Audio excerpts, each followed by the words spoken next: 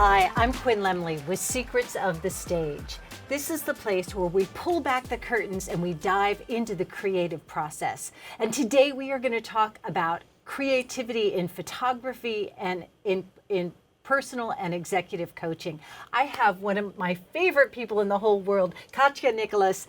And Katya, I'm so excited that you're here. I am so excited to be here. Thank you so much for having me. You're one of my favorite people ever. Thank We've you. known each other for a long time. 12 years, exactly. Well, yeah, but it feels like, I don't know, Yesterday. when I met, like I felt like we always knew each other. Yeah. You know, we were like soul sisters from the minute we met. Yeah. You're one of my favorite photographers. Thank you. You photographed my wedding. You came to my wedding. And what I love is, and we've done so many events together, is that you create the essence of the people, no matter who they are, and of the situation. Whether it's in an executive or a professional environment or a personal environment. Talk about your process and how you capture people, and it's always in the expression of the eyes. This is such a good question, and I have thought about this a lot, obviously, over the years, and not to jump too fast into the coaching piece of our conversation, but I think the reason I am able to capture that human emotion so well is because of the emotional empathy that I have, that I tune into people very, very quickly. Yes, you do. I learned photography. I don't even remember if we talked ever about this. I learned photography when I was 9 years old. Yes, I remember. And I didn't have any professional training as a photographer. My brother handed me a camera. We had a bunch of manual cameras at home. That was 9 years ago. I mean, when I was 9 years old, right? A long time ago. So we had a lot of film manual cameras. So I learned to use one of those, and I instantly took it to school to photograph my teachers, classmates, people. I was always drawn to people. So you were like a document. Yes, like exactly, a documentarian. exactly, right. And just a few years ago, I think it was in COVID actually, I finally opened one of those boxes I brought with me from Russia the last time I was there. And I have a whole stack of those black and white photos that I took of my classmates, my teachers over the years. Oh, how wonderful. And then that I also printed them myself. You know, I also learned how to develop film and everything like that. And so, and now as a grown and a more professional photographer, because I did then get some training, I see that I had that natural ability. I don't know how I knew that, but I knew how to capture that almost perfect angle. They're in their element, and they look so gorgeous. It doesn't matter who you're photographing. You seem to capture the spirit of the person, like the soul of the person. And I can be pretty critical. I just love there's a fluidity, even when it's a shot, like even your own shot, you can feel the energy. Yeah, thank you. Yes. Thank you. Yeah, that's that emotional connection. I'm just, watching the person, I am connecting to them emotionally, and I capture that. And when you're doing events, we've done several corporate events and women's events, as well as been on vacation, on holiday together. Some of your images are so interesting because, like, you'll take a picture of a shoe or a flower, and you use the depth of field, and you're telling a story in that single frame. What are you thinking, or what's your inspiration when you do those kinds of shots? That's also a good question. And I was just actually looking, as I was preparing for this, I was looking at the photos of your birthday celebration, which turned into the engagement party. Yes. And yes, I do a lot of those detail close-up shots. It's like you just said, I noticed something that to me looks beautiful, and it's most likely also meaningful to you. And so I somehow, I guess, pick up on that, and I think this would be important for her to look at later as she's reliving that event. And that specific event was obviously super meaningful Yes, and super yes. fun. And so even when I myself look at those, and I sometimes, some photographers are like, I hate editing pictures. It's so tedious, and all of those negative feelings sometimes we feel. But I actually love looking at the photos. I can sit there like, oh, and just look through, because I'm reliving that. I am Story with your reliving that photographs. too. I love it because you see a progression. I love And it. the dog, remember the Zoe, Zoe made that face. I know. Those were the best pictures of Zoe. She was a movie star for sure. It's so funny. That was so wonderful. So let's talk about executive coaching. And we met at a women's empowerment group, and you had just started your coaching, and now you have this full-fledged business, and it's thriving, and it's so exciting. Let's talk about the process and what you're doing with your coaching.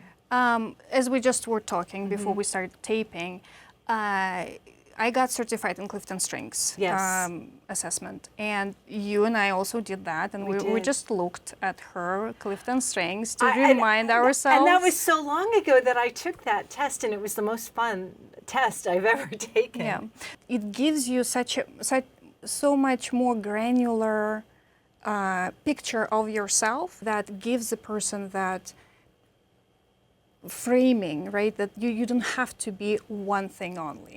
There's like I said, you're a diamond, right?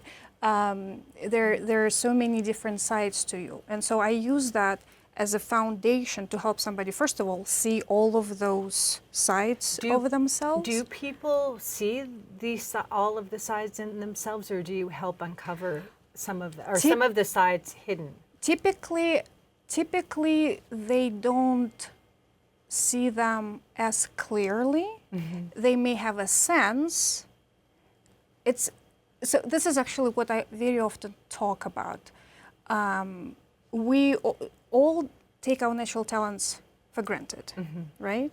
This was the whole point of why Clifton Strengths assessment was developed. Interesting. Because what Don Clifton, the father of the Clifton Strengths assessment, he at some point decided to figure out what makes people excel at what they do. And so he and his researcher team, they started interviewing people who were excellent in what they did. And it included all sorts of people. Not just, like CEOs of some big companies, but teachers and nurses, everybody. Right. And what they realized is that when they would be talking to a nurse, right, and she would have this very empathetic, very kind bedside Nurses are manner. very special people.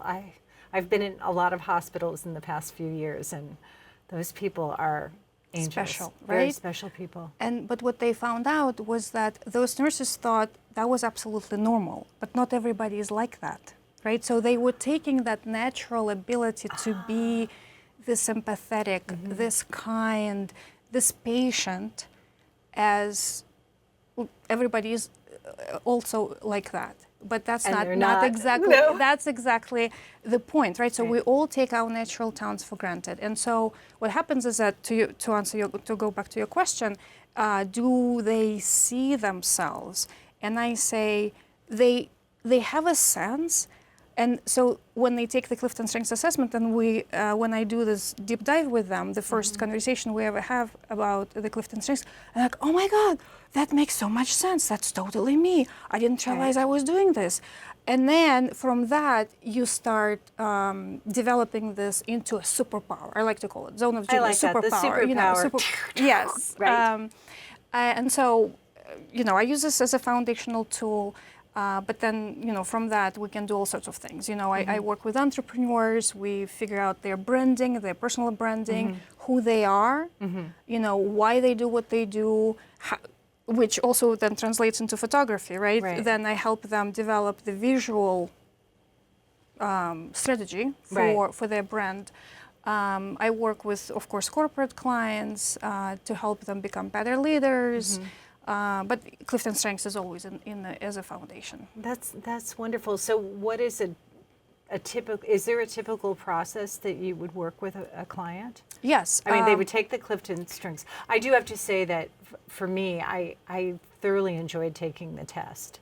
It was one of the most enjoyable, thought-provoking exams that I've ever taken. Yeah, because again, it just reflects back what you are, who you are, right? But what having you interpret it was very helpful. Yeah. Because you were able to take the page and make it even more alive. Yeah, that's what I hear actually very, very often from people. So yes, my process is what I just basically was describing, right? Like first we do the deep dive into the results. And then I developed something a little bit more proprietary where after a few conversations I would have with an individual that I work with, I actually help them draft their zone of genius statement. Their zone of genius statement. I love it. So that they never, never, ever forget about what they're really brilliant at, you know, because we go through life, we have different, you know, ups and downs and all of the things, and you know, somebody may lose their job and then they start, you know, doubting themselves, and then when they're in that, you know, a little bit depressed state and they're looking for a new opportunity, and they may violate their own, you know, their own genius and just take anything. And I say, don't ever take anything. Right. Don't ever take anything. Just to, you know, just to be back. Is the zone of genius something, a written word, or do you have it manifested, or do you do a photograph? It's the zone of genius. It's literally it can be a paragraph or two paragraphs, right? And like I said, I take I have a few conversations with my coaching clients. And then as I call them, I excavate professional stories out from them, right? Professional stories? Professional stories, right? Okay, Like what they have done in life, right? Okay. And so what I'm looking for, what did you enjoy? How did you do that? You know, what feedback you may have gotten from someone. And basically it's a statement to help you, again, come back to how you deliver excellence time and time again, and your unique way of doing something, you know how. How do you incorporate your photography with the executive coaching? I see you have these absolutely beautiful, these boxes here. Explain them to me. They're from Italy, you said? Yeah, so these are the display boxes. Well, show. They are done in Italy. This is like very, very... They're stunning. Stunning, yes.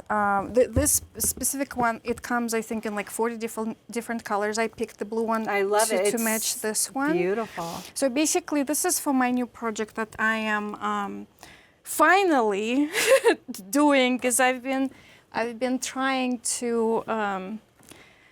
I've been trying to do this beauty photography with women for so long, and so finally, actually this year, this is very special for me because I'm turning 50 in a couple of, actually in less than 2 months. So oh my goodness, we have to celebrate. Yes, this is so exciting. This is why I want to do this. So this project is photographing 40 women over 40. Like I said, I started it last year, but then, you know, as we are getting older, I got frozen shoulder, I couldn't hold my camera. So anyway, long story. So these are the sample boxes that I ordered from the professional printer in Italy, that, you know, when I photograph women and we do this beautiful, you know, session with them, this is where they can store their portraits. Oh, how beautiful. So what do they get? Are you interviewing these women? Yeah, so basically, so telling their stories? So, yes, the project is just, again, not to go too deep into the societal issues of, you know, aging and all of the things. I want to have women do these portraits just for themselves, right? Because even like there was this funny video that I saw recently on Instagram. I forget the actress's name, but it was an interesting way they did it, where the camera is on her, but then it keeps moving away. And so what she keeps saying, like, where do women over 50 disappear to? And come back to me, come back to me. Right. You know, so it's like, are women feeling that they're disappearing after their 50s? something like that. And so let's not disappear. No, let's thrive and be fabulous. Let's not disappear. So this is part of this idea, photographing women who are mature. Where can women go to participate? They can go to your website? There's a website, yes, over 40 is a number, fab for fabulous.com. Of course. Then if people want to coach with you and do executive coaching or personal coaching? My overall hub, so to speak, is katyanicholas.com, and there's links to all of the other things. For coaching, besides what I've mentioned just now, these are my private clients, one-on-one clients. I also do coaching programs for people who want to pivot in their careers. So it's pivotwithconfidence.com. You have a theme, and the theme is metamorphosis, it seems. And you were talking about in your executive summary about the butterfly. Yeah. Do you want to talk about that and how that I'm actually parlays? glad that you brought up the word metamorphosis, because I was just reading a book. I just finished this one book, and the author talked specifically about metamorphosis. And the reason she brought this up was, she said, you know, we talk a lot, very often, about, you know, going from a caterpillar into a butterfly, but we always forget that middle part, the metamorphosis, right? So what you probably saw in my branding, like I just, last year I took some time to completely revamp my branding for the coaching. So I went from I had butterflies in my logo, and I still have them. I still love them. You're wearing your butterflies. I still love them. But I looked for a new symbol, which is Nautilus shell, which is like it can grow. You know, it grows the and Nautilus. Yeah, you know, yes. Shell. And it's hard, right? The shell is like can withstand so much pressure. And there's like all different things. There's a golden ratio, which is like perfect for photography. There's a lot of symbolism. But I do want to go back a little bit for a second to that metamorphosis point, because the amazing thing that happens, which is nature is so amazing, right? That caterpillar, when it goes into the cocoon, it completely dissolves, right? So it doesn't even exist, right? In the cocoon, it doesn't exist. It dissolves. It like dissolves, and then it starts growing into a butterfly. But the energy is still there. Yes. The essence. Right. And so what this specific author she was talking about, which I absolutely loved, is how she was equating it to hardships that sometimes we have in life, right? And so you can get to such a vulnerable state where it's like you're not even there. You're waiting for the butterfly to grow. And still, you know, when the butterfly comes out of the cocoon, it's still vulnerable because she's wet. You know, her wings are wet. She can't yet fly, right? And so it's still a vulnerable state, but you know, it then turns into this beautiful creature and flies away and you know, strong and beautiful and all of the things. So. I love that. I love that. And I think it's important to speak about the process, and that's the discipline and showing up. So what is next for you? You're doing your project, the Women Over 40, you're doing your coaching. Are you doing any group settings or anything like that, or is it all one-on-one? No, for the Pivot with Confidence, there is a group coaching program that I'm working on.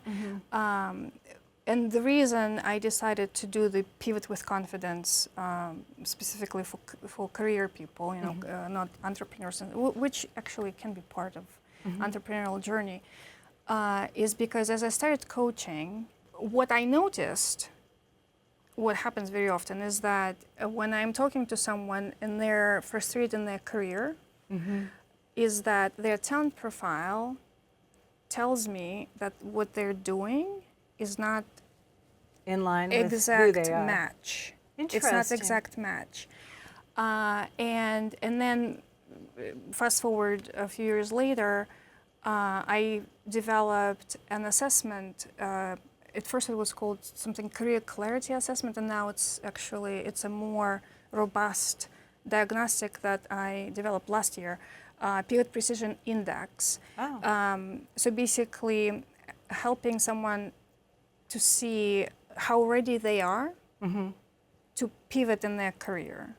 And as I have been gathering that data from people, and they have been taking the both of these assessments, so basically what happens is what I see in the data, 70% of people fell into their career. Really? You mean it wasn't intentional, it wasn't mindful? Well, I mean, it was somewhat intentional. They can absolutely excel, but deep down they're unhappy. And they're frustrated, and that's what I started seeing when I started coaching people, and talking to them about their Clifton strengths. And so, like I was saying, because Clifton strengths assessment will give you this granularity, right? Analytical, yeah, sure, but also emotional, right? So. In my specific case, with my analytical and my linguistic abilities, I was working as a translator for almost 10 years. That's my degree in translation. Oh, that's right. I totally forgot that. Right? I've known you now as a photographer and as a coach for so long. I forgot about that. So, how many languages do you speak? Fluently 3. English, Russian, Czech. I used to be fluent at French, but it just died, and then a little bit of German, a little bit of Spanish. Oh my goodness. So in my case, right, so I showed high aptitude for English when I was little, right? So at the same time when I learned photography, I also started learning English, and I was just picking it up very, very quickly. And so my dad, like, why don't you, go study English professionally? Why not? And so I worked as a professional translator for about 10 years until I got completely bored. Because I started realizing that as a translator, it was fun for me to solve problems, which is similar, like again, analytical, like find those solutions, cool. But I was missing that direct connection to the human, right? So the dance that where you're where I have direct impact on someone's life, right? So because as a translator, you're a conduit, right? You're doing good for the audience who is reading your final product, right? But still, it's not the same. It's not the same as me working with you as a photographer, or the same as working with you as your, professional development coach. Right. And then I myself took the Clifton Strengths Assessment in 2013, and then I realized empathy. Like, what? Empathy is a talent? Yeah. What? So that was news to me. It's a total talent. I mean, people need it so much. But like I was saying earlier too, I thought everybody was as sensitive, So anyway, this is what I've started seeing in my coaching clients when I start having those conversations, where it's like just even the little adjustment that we can make. Right now I'm thinking specifically about a young man that I was working with. He was a software engineer, and he was a little frustrated because he was not given an opportunity to somehow have influence on the product that they were developing, right? So he had a little bit of the strategic thinking, like the big picture. He wants to participate in developing that big picture. Right. Significance, how we were talking about with you. I know, I have significance. So, which means, it's natural for him, it's a natural drive, he wants to make an impact. And sometimes it's not enough to just sit and write code that somebody asks you to write. Right. So how did you have him shift into So we talked about this, and then when it clicked for him, he eventually, he got into, I think he switched companies, and he was still working as a software engineer, but there was like an additional element to that where he was I call them feed your talents. He was able to feed his talents by being more involved in strategic sessions or product development and things like that. I love that, feed your talent. We only have a few more minutes. feed your talent. I think that so often we don't feed our Yeah, talent, and we starve negate them. and we Yeah. starve them Yep. because we put ourselves, or we are put in a box, and we Yes. try to Yeah. conform to that box, or we want to be liked so much Yeah. that we close off Yeah. the talents. And I think that that's a great Yeah. way to end this part of the conversation. Feed your talents. Feed your talents. Yes, I have just a few minutes left. Katya, what is driving you? What is your passion? What's driving you? What makes you get up in the morning? That statement that I put on my LinkedIn banner, bringing your brilliance into focus. It's in photography, right? And I actually don't necessarily like when people sometimes talk about photography as like empowerment, like as if people are broken. We're not No. broken. We're just having we're all having a Well, human experience. You bring out what's But fabulous in the yeah, moment. it's just I want to capture this. I want to give you that evidence, so to speak. So Yes. in photography, it's this, and then in coaching, it's that zone of genius statement, right? So it's like, here, read this. That's you. In fact, this is actually so awesome. I was just having a conversation with one of my private clients the other day, and we finalized her zone of genius statement, and she was reading through it. She's like, "That's me." She's like, "I'm awesome." I'm like, "Yeah, that's so what great. I'm telling you." That's so great. You know what I love is that it's so apropos and parallel, photography and the coaching, because you are using your talent through your lens, but you're reflecting the person back to them. Yeah. Katya, it's been such a wonderful, wonderful opportunity to get to interview you again and be in your presence and your brilliance. Thank you for having me. Thank It's you. been forever. Thank you, I know. Thank you so much. I'm Quinn Lemley with Secrets of the Stage. Thank you so much for joining in. Please join me at quinnlemley.com and subscribe so you can find the latest in concerts and episodes of Secrets of the Stage. We air every Sunday night at 7:30 p.m. Eastern Standard Time on mnn.org. Channel 4, or you can find us on your favorite podcast streaming platforms like Spotify, Apple, or YouTube. And we'd like to bring more programs to you, so please subscribe, like, and share the episodes. Until next time, I'm Quinn Lemley with Secrets of the Stage.